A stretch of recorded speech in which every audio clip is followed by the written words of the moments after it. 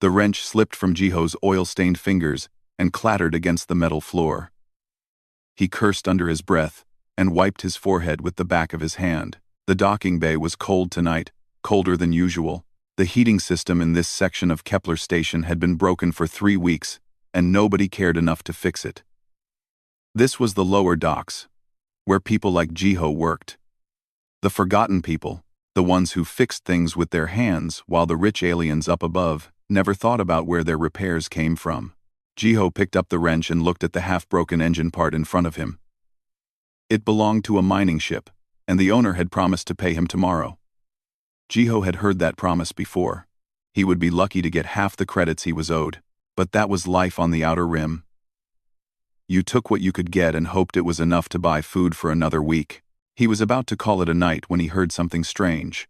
A low humming sound echoed through the empty corridors of the abandoned docking section. Jiho frowned. Nobody came down here anymore. This area had been closed off 2 years ago when the big corporations bought out all the independent repair shops. Now it was just a graveyard of old equipment and broken dreams. The humming grew louder.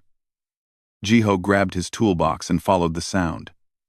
His curiosity always got the better of him, even when he knew it was probably a bad idea. He walked through the dark corridors, using the small light on his wrist device to see where he was going. The humming led him to Bay 17, a section he had not visited in months. When he entered the bay, his breath caught in his throat. There, sitting in the middle of the empty space, was a ship unlike anything he had ever seen. It was beautiful. The hull was smooth and silver, with curved lines that looked more like art than engineering. Soft blue lights pulsed along its surface, and Jiho could see symbols etched into the metal that he did not recognize. This was alien technology. Expensive alien technology. What was it doing in an abandoned bay on a human station? The ship was damaged. Jiho could see scorch marks along one side, and part of the landing gear was bent at an odd angle. Black smoke drifted from an open panel near the engine. The humming sound was coming from inside, and it did not sound healthy. It sounded like a dying animal. Desperate and weak. Jiho approached carefully. He had learned long ago that expensive things brought expensive problems, but something pulled him forward. Maybe it was the mechanic in him that could not stand to see a beautiful machine suffering. Maybe it was something else. He climbed the small ramp that extended from the ship's entrance. The door was partially open, and he squeezed through. Inside was even more impressive than the outside. Everything glowed with soft light. The controls looked complicated but elegant. And sitting on the floor near the pilot's chair was a young woman. She looked up when Jiho entered, and fear flashed across her face. She scrambled backward, holding something small and metallic in her hand like a weapon, but then she seemed to recognize that Jiho was human, and some of the fear left her eyes. Jiho raised his hands to show he meant no harm. Now that he could see her clearly, he realized she was not entirely human. She looked human enough, with dark hair and delicate features. But her eyes were wrong. They were silver. Actually silver. And they seemed to glow in the dim light. Her skin had faint patterns on it, like crystals beneath the surface. She was beautiful in a way that made Jiho uncomfortable, like looking at something too perfect to be real. "Do you need help?" Jiho asked slowly, not sure if she could understand him. The woman touched something on her collar, and a small device blinked to life. When she spoke, her voice came out strangely, like it was being translated by a broken machine. Some words were clear, others were garbled nonsense. "Ship broken," she said, her voice tight with stress. "Need fix. Quick. Please." She looked at him with those strange silver eyes, and Jiho saw real desperation there. She was terrified of something. "I am a mechanic," Jiho said, pointing to himself. "I can try to help." "What happened?" The woman's translation device crackled and popped. She spoke again, but only half the words made sense. Something about engine failure and running and danger. She kept looking at the door like she expected someone to burst through at any moment. Jiho moved slowly toward the control panel. The woman tensed but did not stop him. He pulled out a small scanner from his toolbox and ran it over the ship's systems. What he saw made his eyes widen. This was Valorian technology. He had only read about it in manuals. The Valorians were one of the most advanced races in the galaxy, and their ships cost more than Jiho would make in 10 lifetimes. "This is serious damage," Jiho said, mostly to himself. The main power crystals were cracked, and the quantum drive was completely fried. He had no idea how she had even managed to land the ship in this condition. The woman grabbed his arm, her fingers surprisingly strong. "Can fix?" she asked urgently. "Can you fix?" Jiho looked at the broken systems and then at the desperate woman in front of him. Every logical part of his brain told him to walk away. This was way above his skill level. This was expensive. This was dangerous. If someone was chasing her, helping her could bring trouble he did not need. But then he thought of his sister, Hana. She had left Kepler Station 5 years ago, looking for a better life on the core worlds. He had not heard from her in 2 years. Sometimes he wondered if she was out there somewhere, alone and scared, hoping someone would help her. "I will try," Jiho said finally. "But you have to tell me what happened, and you have to stay hidden. If station security finds this ship, we are both in trouble." The woman nodded quickly. She reached into a pocket and pulled out a small credit chip. "I pay," she said. "I pay good." Jiho waved the chip away. "We will worry about payment later. First, let me see if I can even fix this thing." He knelt down near the engine access panel and began to examine the damage more closely. The woman watched him work for a moment, then quietly said something in her own language. The translation device was too broken to convert it, but Jiho thought it sounded like a "thank you." As he worked, Jiho could not shake the feeling that he had just made a decision that would change everything. He did not know how right he was. He did not know that the scared woman sitting behind him was one of the most important people in the galaxy. He did not know that helping her would put him at the center of events that could reshape the relationship between humans and aliens forever. All he knew was that someone needed help, and he was too stubborn to walk away. That was the human way. That was his way. And sometimes, that was enough. 3 days had passed since Jiho first found the damaged ship. 3 days of work that had tested every skill he possessed and invented a few new ones. He sat on the floor of the docking bay, surrounded by tools and broken parts, staring at the Valorian power crystal in his hands. It was beautiful even in its damaged state. The crystal was the size of his fist, and it pulsed with a faint blue light. But the light was weak and flickering. The crystal had a crack running through its center, and no amount of normal repair techniques could fix it. The woman had finally told him her name on the second day. Nia. She did not offer a last name, and Jiho did not ask. She had also managed to repair her translation device using parts from the ship, so now they could actually talk to each other. It made things easier, but it also made Jiho more curious about her story. "This should not be possible," Nia said from where she sat near the ship's entrance. She was watching Jiho work with a mixture of fascination and disbelief. "The crystal is cracked. Without a replacement from Valoria, the ship cannot fly. That is what our engineers would say." Jiho looked up at her and smiled. "Good thing I am not a Valorian engineer then." He held up the crystal and examined it again. "Your people might have better technology, but sometimes that makes you forget the basics. Everything works on principles. Energy, flow, resonance. If I can understand the principle, I can find a way to make it work." He had spent the first day just studying the ship's systems. Valorian technology was incredibly advanced, but as he dug deeper, Jiho realized something important. It was not magic, it was still engineering. The Valorians had automated everything, built redundancies upon redundancies, and created systems that could repair themselves. But that also made their technology dependent on having the right parts and the right automated systems. Take those away, and the ship was helpless. Humans did not have that luxury. Humans had to make things work with whatever they had. And that meant understanding how things actually worked instead of just trusting a computer to handle it. Jiho had rigged up a temporary power solution using old capacitors from Earth technology. stuff the Valorians would have thrown away generations ago. He had created a cooling system by tapping into the station's water pipes, which made Nia laugh in surprise. And now he was working on the biggest challenge: finding a way to stabilize the cracked power crystal long enough for the ship to reach a real repair facility. "Tell me again why you cannot go to a normal repair shop," Jiho said as he carefully inserted thin metal wires into the crystal's matrix.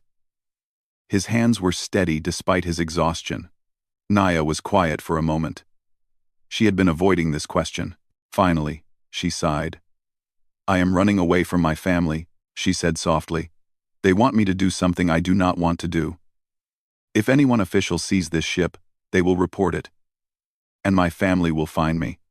Jiho nodded without looking up from his work. He had guessed it was something like that. "Must be a pretty controlling family to make you risk your life running away." "You have no idea," Nia muttered. Then she changed the subject. "Are you hungry? I have been watching you work for hours. You need to eat." Jiho's stomach growled at the mention of food. He had been so focused on the repairs that he had forgotten about eating. Again. "I have some instant noodles in my bag," he said. Nia walked over to his tool bag and pulled out the container of noodles. She looked at it with curiosity. "What is this?" "Food," Jiho said. "Not good food, but it fills the stomach. Just add hot water and wait 3 minutes." Nia took the container to the ship's small kitchen area and returned a few minutes later with 2 bowls of steaming noodles. She sat down next to Jiho and handed him one. He took a bite and nearly groaned in relief. He had not realized how hungry he was. They ate in comfortable silence for a while. Then Nia spoke. "This is good. Simple, but good. On my world, we do not have food like this. Everything is complicated. Designed by experts. Perfectly balanced for nutrition. But this..." She took another bite. "This tastes like someone actually made it for people to enjoy." Jiho smiled. "That is the human way. We might not have the fanciest things, but we know what matters. Good food, honest work, helping each other. The galaxy might see us as primitive, but we get by." "You are not primitive," Nia said firmly. "I have watched you work. You solve problems my people's best automated systems could not fix. You see solutions where we see only obstacles. That is not primitive. That is brilliant." Jiho felt his face grow warm. He was not used to compliments, especially not from beautiful alien women. He cleared his throat and changed the subject. "So, what will you do when the ship is fixed? Where will you go?" Nia stared into her bowl of noodles. "Somewhere far away. Somewhere my family cannot find me. Maybe I will change my name. Find work doing something simple. I have always wanted to know what it feels like to just be a normal person, making my own choices." "That sounds lonely," Jiho said quietly. "Maybe," Nia admitted. "But it would be my loneliness. My choice. Right now, my whole life is chosen for me. Where I go, who I talk to, who I..." She trailed off and shook her head. "I just want to be free. Is that so wrong?" "No," Jiho said. "Everyone deserves to choose their own path." He thought of his sister again. Hana had made her choice too. Leaving the station to find her own way, he hoped she had found what she was looking for. Over the next 2 days, Jiho and Nia fell into a rhythm. He would work on the ship, while she watched and asked questions. She started helping, handing him tools, and learning the names of different parts. She was quick to learn, and Jiho found himself enjoying teaching her. During breaks, they talked. Nia told him about Valoria, about cities that floated in the sky, and oceans that glowed at night. She told him about art and music, and how her people had almost forgotten what it meant to create things with their own hands. Everything was automated, perfect, but somehow empty. Jiho told her about Earth, the planet he had never seen but heard stories about from his parents. He told her about Kepler Station, about the community of humans trying to make a life on the edge of space. He told her about fixing things, about the satisfaction of taking something broken and making it whole again. On the 3rd night, Jiho's friend Minho came looking for him. Minho worked in station operations, and he looked worried. "Jiho, we need to talk," Minho said, eyeing the alien ship nervously. "Security is asking questions about energy signatures in the abandoned bays. And there are corporate enforcers on the station looking for something. They are offering money for information about a missing Valorian ship." Jiho felt his stomach drop. He looked at Nia, who had gone pale. "How much time do we have?" he asked Minho. "Maybe a day, maybe less. Whatever you are doing here, you need to finish it fast." Minho looked at Nia with sympathy. "I do not know what trouble you are in. But Jiho is a good man. If he is helping you, you must need it. Just be careful, both of you." After Minho left, Jiho worked through the night. He pushed himself harder than ever before, his fingers flying over the ship's systems. He had to make this work. He had to get Nia to safety. Finally, as the station's artificial dawn began to lighten the bay, Jiho made the final connection. The power crystal hummed to life, its light steadier than before. It was not perfect, but it would work. The ship could fly. Nia threw her arms around him in joy, and Jiho found himself hugging her back. For a moment, they just stood there, two people from different worlds who had become friends over instant noodles and shared desperation. "I cannot thank you enough," Nia said, pulling back to look at him. "You have given me a chance at freedom. That is worth more than all the credits in the galaxy." Jiho smiled tiredly. "Just promise me you will find what you are looking for. And maybe, if you can, send a message sometime. Let me know you are okay." Nia nodded, tears in her silver eyes. She did not know how to tell him that sending a message might not be possible. She did not know how to explain who she really was, so she said nothing, and prepared to leave, carrying the weight of her secrets with her. The ship's engines hummed with power as Nia ran through the pre-flight checklist. Jiho stood at the bottom of the ramp, watching her work. He had given her everything he had, even cannibalizing parts from his own small shuttle to make the repairs complete. It meant he was stuck on Kepler Station now, at least until he could earn enough to buy new parts. But seeing the relief on Nia's face made it worth it. Nia came down the ramp one last time. In her hand was a small crystalline data chip that glowed with a soft blue light. She held it out to Jiho. "Please, take this. It has access to my savings account. It is not much, but it should more than cover the cost of repairs and the parts you sacrificed." Jiho shook his head and gently pushed her hand away. "I did not help you for money. I helped you because it was the right thing to do. Keep your credits. You will need them to start your new life." Nia looked at him with those strange silver eyes, and for a moment, she seemed about to cry. "Why?" she asked quietly. "Why did you help me? You do not know me. You risked your safety, your livelihood. Why?" Jiho thought about it for a moment. "I had a sister," he said. "She left years ago to find work on the core worlds. I have not heard from her in a long time. Sometimes I wonder if she is out there, alone, and scared, needing help. I could not help her. But maybe, by helping you, someone out there is helping her. Maybe that is how the universe balances things out."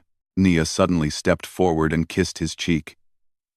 It was quick and light, but it made Jiho's heart race. "Thank you," she whispered. "I will repay this debt. Humans honor their debts, do they not? So do Valorians. I promise you, Jiho, this kindness will not be forgotten." Before he could respond, she turned and ran up the ramp. The door sealed behind her with a soft hiss. The engines grew louder, and Jiho backed away as the ship slowly lifted off the ground. He watched it rise through the bay's atmospheric shield and disappear into the darkness of space. For a long moment, Jiho just stood there in the empty bay.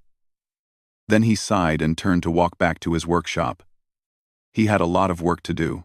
He needed to find new clients, figure out how to replace the parts he had used, and somehow avoid answering too many questions from station security. He made it halfway across the bay when the alarm started. Red lights flashed throughout the station. A loud warning siren echoed through the corridors. Jiho's communication device buzzed frantically with incoming messages. He pulled it out and saw dozens of emergency broadcasts flooding the network. Then the entire station shook. Not from an impact, but from something else. Something massive had just entered the system. Jiho ran to the nearest observation window and looked out into space. What he saw made his blood turn cold. Ships. Huge ships. 15 of them. Maybe more. All bearing the same symbol. They were Valorian warships, each one larger than Kepler Station itself. They had appeared from nowhere, materializing out of hyperspace in perfect formation, completely surrounding the station. Jiho's communication device crackled to life with an official broadcast. A stern voice spoke in perfect standard galactic, the language that all species used for official communication. Attention all vessels and stations in this sector. This is Admiral Yura, of the Valorian Royal Fleet. We are conducting an emergency search operation. Crown Princess Nia Veltharos of Valoria has been missing for 6 days. She was last tracked to this region. Any information leading to her safe return will be rewarded with 500 million credits. We require full cooperation from all authorities. Failure to comply will be considered an act of aggression against the Valorian Empire. Jiho felt the world spin around him. Crown Princess? Valorian Royal Fleet? 500 million credits? He stumbled backward and leaned against the wall for support. The scared woman he had helped was not just some runaway from a wealthy family. She was royalty. She was one of the most important people in the galaxy. His communication device buzzed again. This time it was Minho. Jiho answered with shaking hands. Jiho, where are you? Minho's voice was urgent and frightened. Security is going crazy. They are reviewing all station footage from the past week. They found energy signatures from your bay. They know a Valorian ship was there. Corporate enforcers and royal agents are on their way to you right now. You need to run, but it was already too late. Jiho heard heavy footsteps in the corridor. A moment later, 6 figures in black armor rounded the corner. Weapons drawn. Behind them came men in expensive suits, and behind them, station security officers who looked terrified. Jiho Park? One of the suited men asked. Jiho nodded, too shocked to speak. You are hereby detained as a material witness in a matter of galactic security. Please come with us. Do not resist.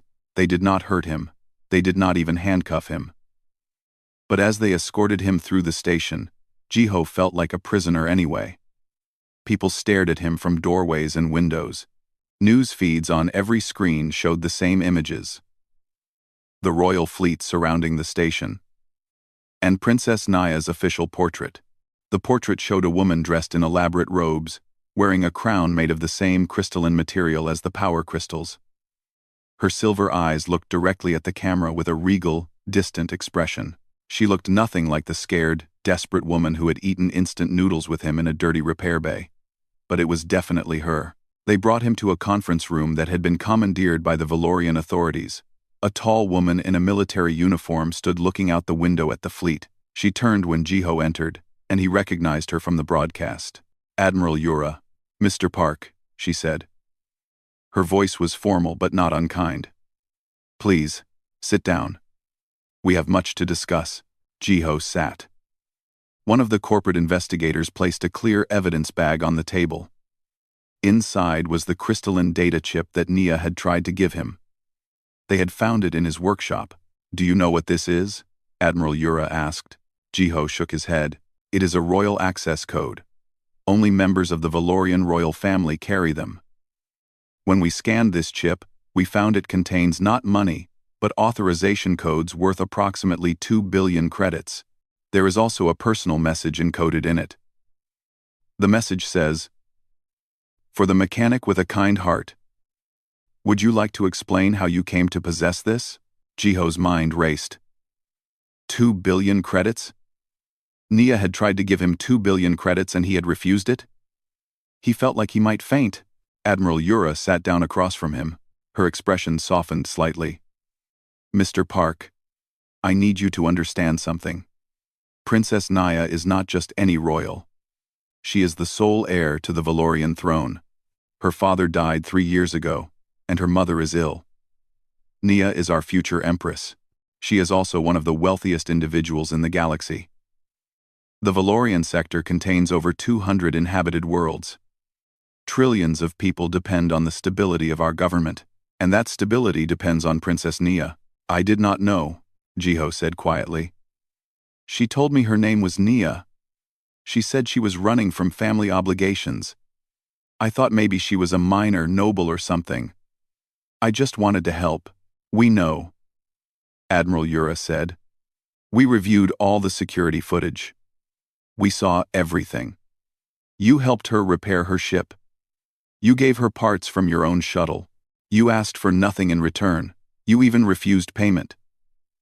She leaned forward. That kind of selfless behavior is rare, Mr. Park. Especially when dealing with someone as valuable as the princess, which is why I believe you when you say you did not know who she was. Where is she now? One of the investigators demanded. Where did the princess go? Jiho looked at the man, then back at Admiral Yura. I do not know. She did not tell me. I programmed the navigation system to reach a neutral trade port, but she could have changed course the moment she left the station. You must have some idea, the investigator insisted. You spent 3 days with her. She must have said something. Call. Jiho remembered Nia's words. Somewhere far away. Somewhere they cannot find me. He stayed silent. Admiral Yura studied his face. You know something. But you will not tell us. Why? Do you understand what is at stake? Without Princess Nia, there will be a succession crisis.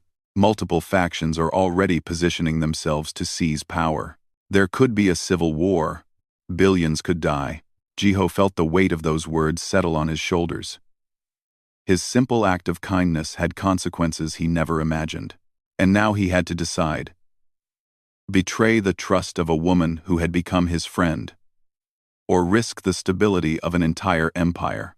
Admiral Yura dismissed the other investigators from the room. When they were alone, she sat down next to Jiho, instead of across from him. It was a small gesture, but it made the atmosphere feel less like an interrogation and more like a conversation.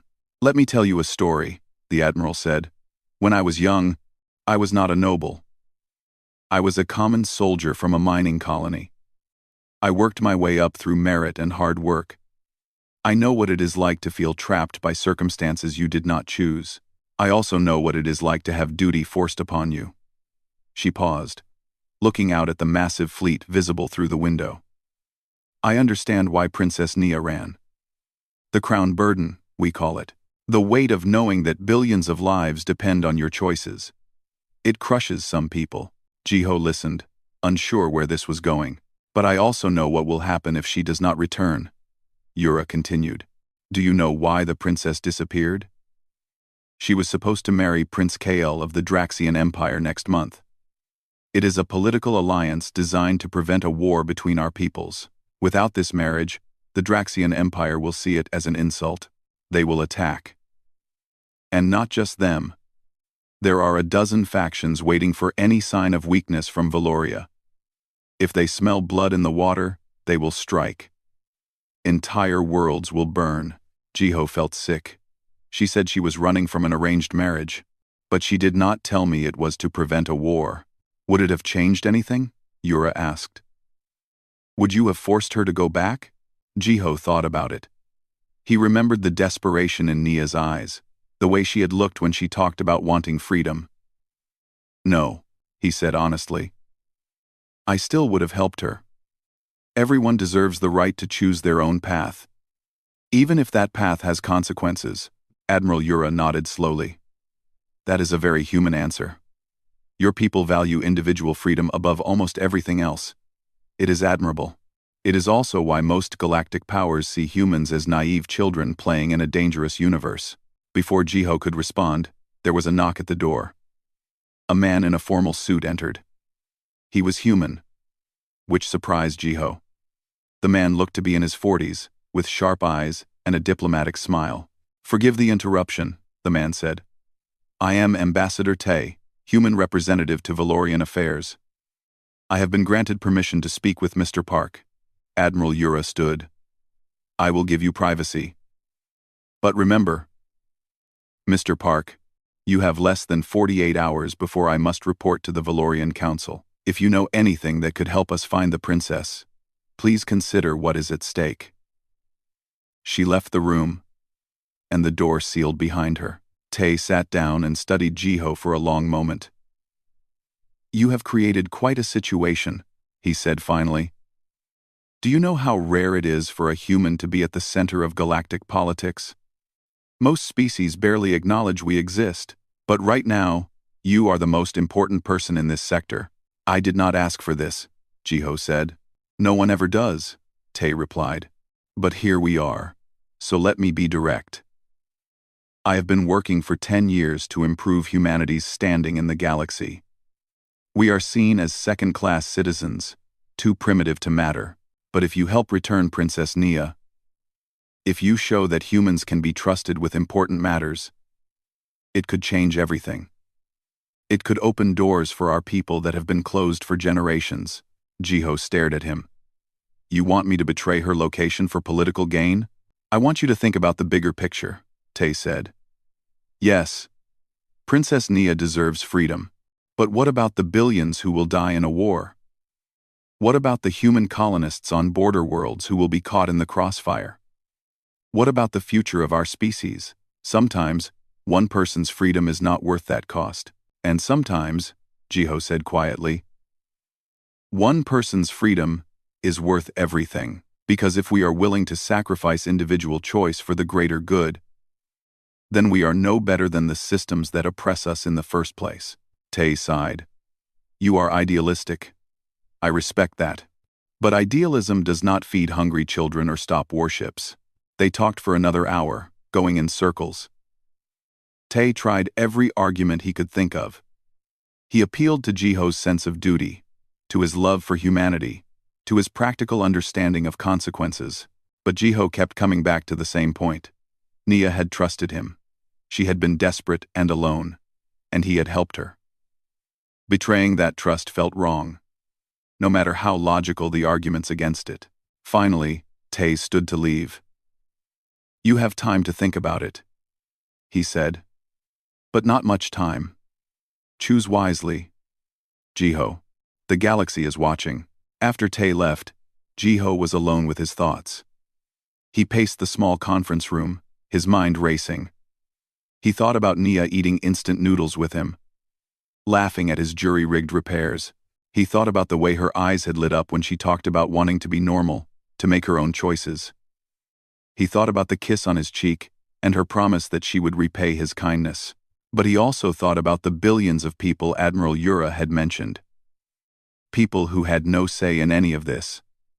Who would suffer because of choices made by others. Was one person's freedom really worth so many lives? Jiho realized that there might be a middle path. He did not have to betray Nia's location. But he did not have to stay silent either.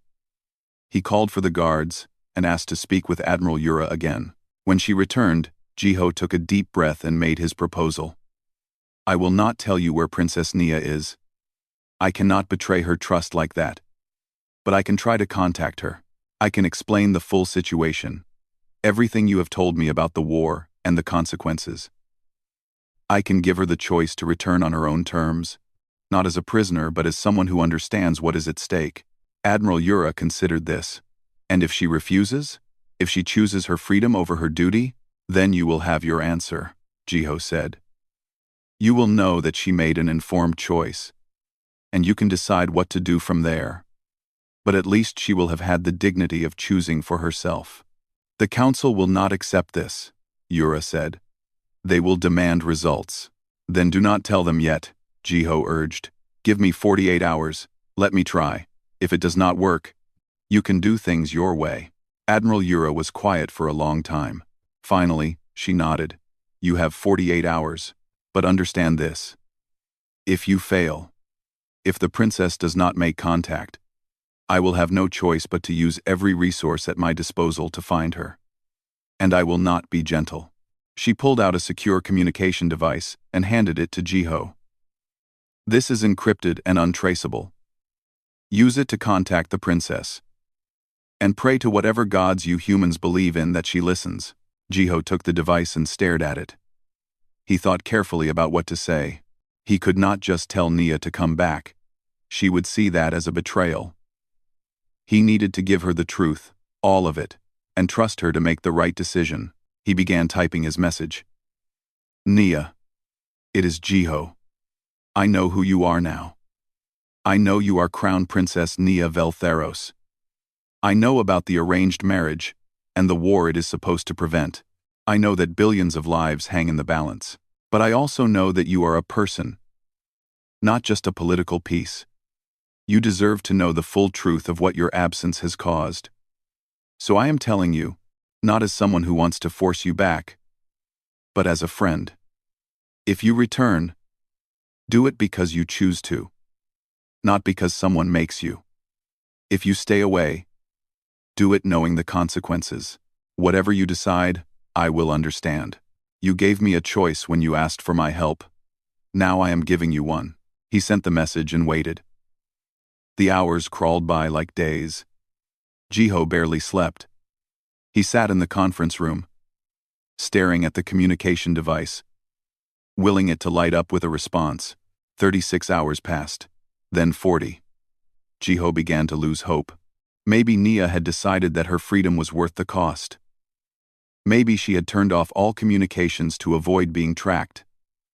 Maybe she hated him for telling her about the consequences she had been trying to run from. Then, with only 8 hours left before Admiral Yura's deadline, the device chimed with an incoming message. The message was short and simple. I am coming. Not as a prisoner. Not as someone defeated. As someone making a choice.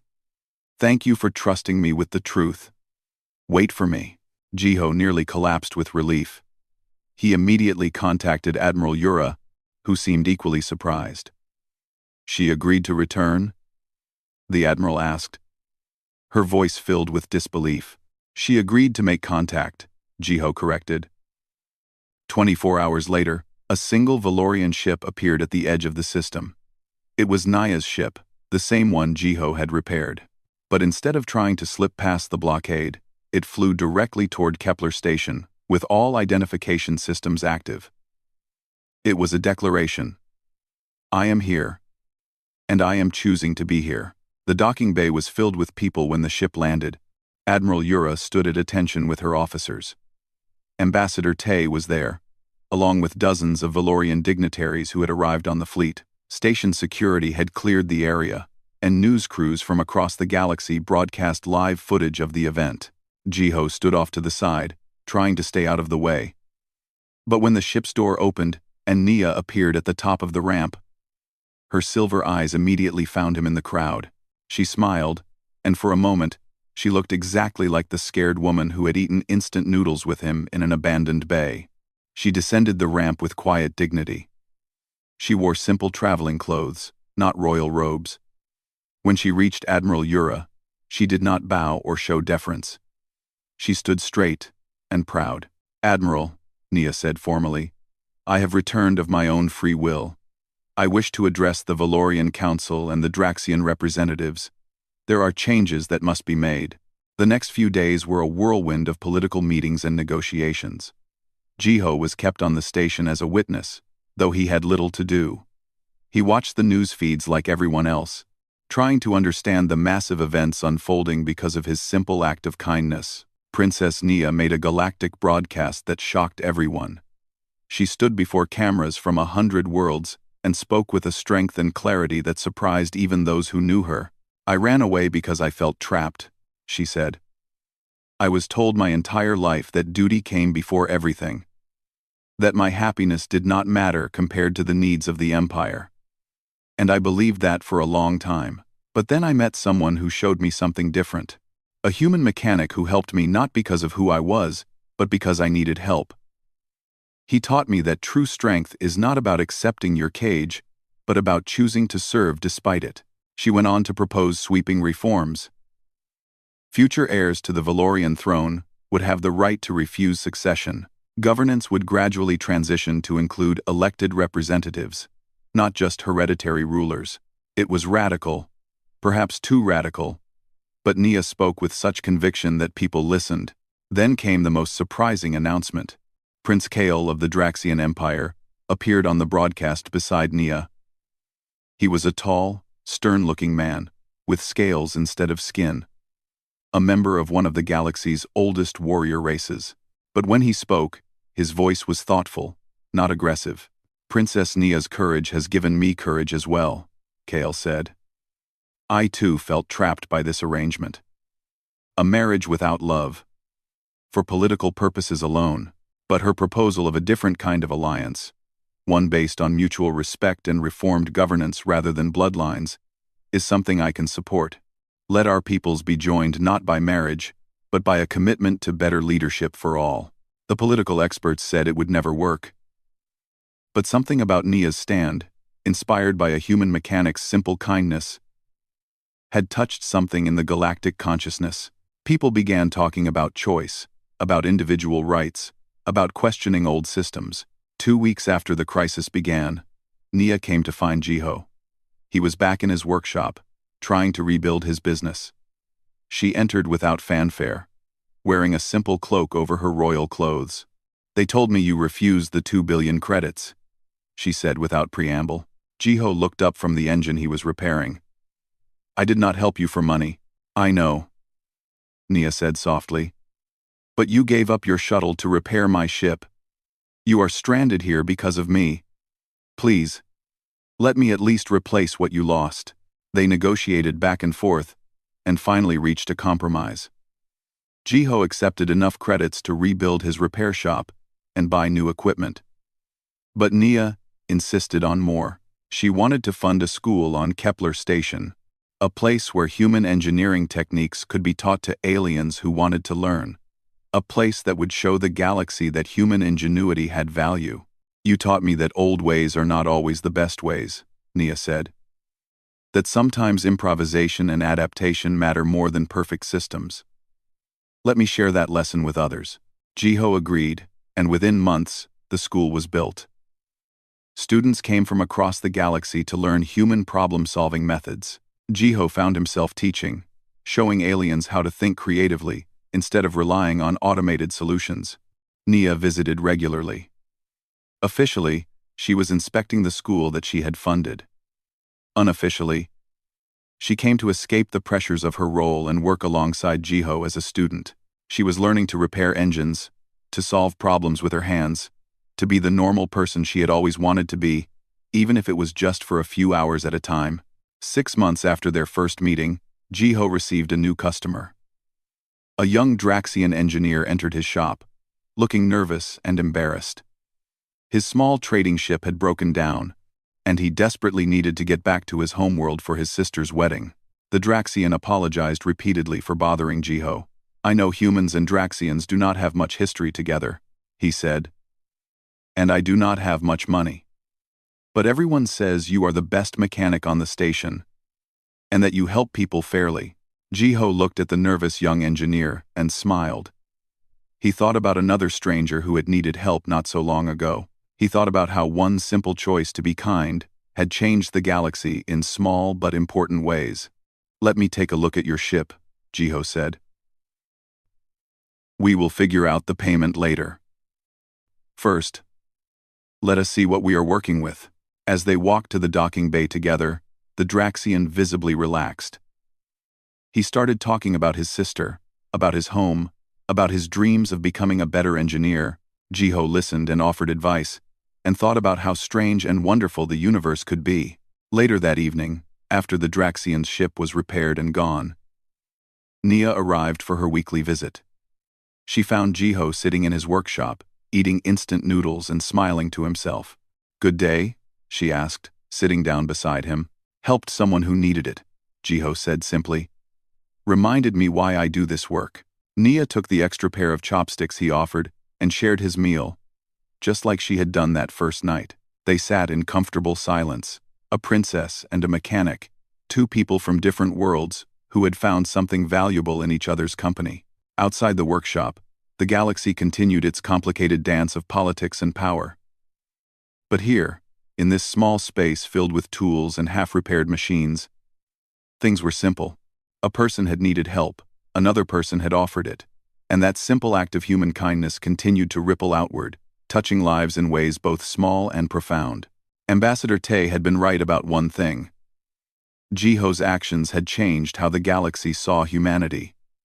But not because he had been strategic or calculating. He had changed things by being exactly what humans had always been at their best. Stubborn, compassionate, and unwilling to walk away from someone in need. The human way, as Jiho had said. And maybe, just maybe, it was exactly what the galaxy needed. As Jiho and Nia finished their noodles and began discussing the next class schedule for the school, neither of them noticed the news broadcast playing on a screen in the corner. It showed the Valorian Council officially recognizing humanity as a full partner in galactic affairs, citing the wisdom and character demonstrated by a simple mechanic named Jiho Park. But Jiho would not have cared much even if he had seen it. He had never wanted fame or recognition. He had just wanted to fix broken things and help people when he could. That was enough. That had always been enough. And in a universe that often seemed too big and complicated to understand, sometimes enough was everything.